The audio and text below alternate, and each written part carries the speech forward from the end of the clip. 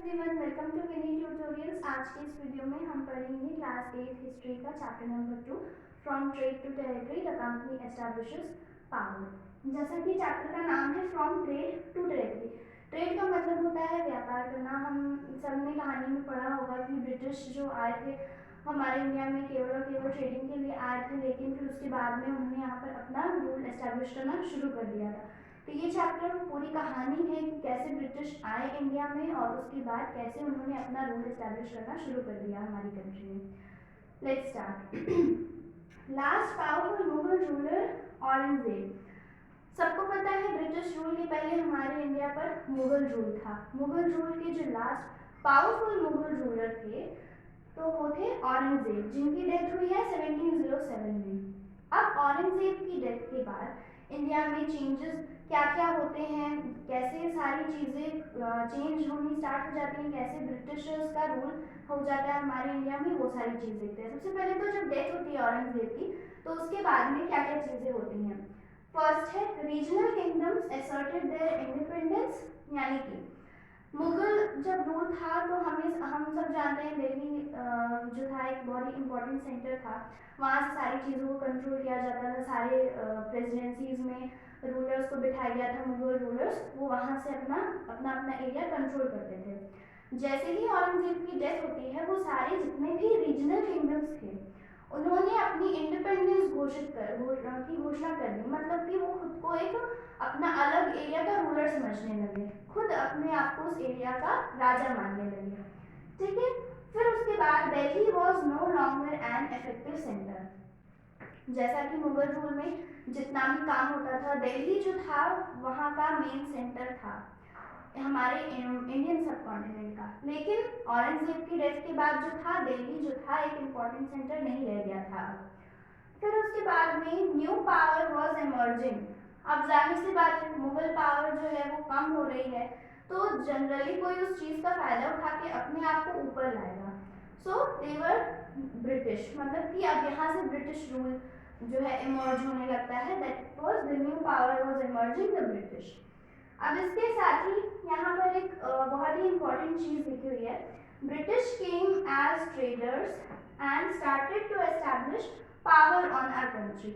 मतलब कि ब्रिटिश जो थे एज अ ट्रेडर आते हैं हमारी कंट्री में, that was British east India company, और उसके बाद में टेरिटरी हम को ऑक्यूपाई करना शुरू कर देते हैं। यहीं से शुरुआत होती है हमारे इंडियन सब कॉन्टिनेंट पे ब्रिटिश के रूल की।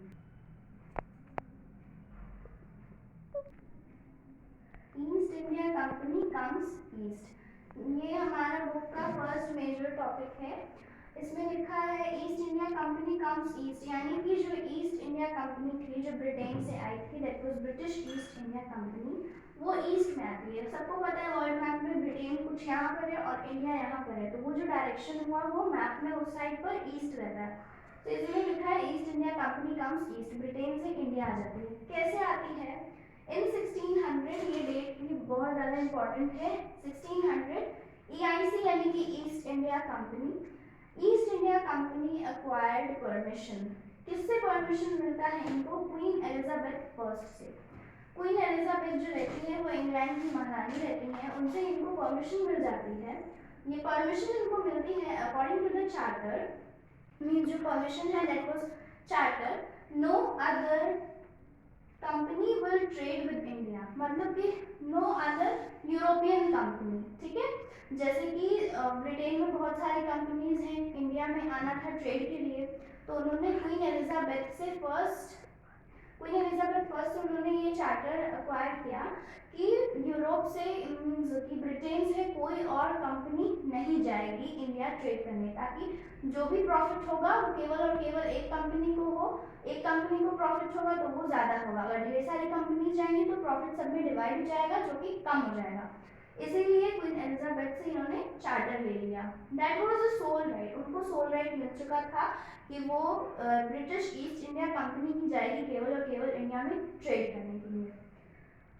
Purchase goods at lower prices and sold at higher prices, मतलब इंडिया में जो भी चीज़ें मिलती थी इन लोगों को वो हमसे लोअर प्राइस पे खरीद लिया करते थे, और अपने कंट्री में जाकर के इसको हायर प्राइसेस पे बेचा करते थे। यानी कि यहाँ से ये चीप कॉस्ट पे ले जाएंगे, अपनी कंपनी में जाकर, अपनी कंट्री में जाकर के ये इसे बहुत ही ज़्यादा महंगे दामों पर बेचेंगे, जिससे कि इनको प्रॉफिट हो। देखेंगे कि इस टाइम पर, ट्रेडिंग के टाइम पर ऐसा नहीं कि ट्रेडिंग इन लोगों के लिए बहुत ज़्यादा ईजी थी। इस टाइम पर भी कुछ चैलेंजेस थे, अब वो चैलेंजेस डिस्कस करते हैं।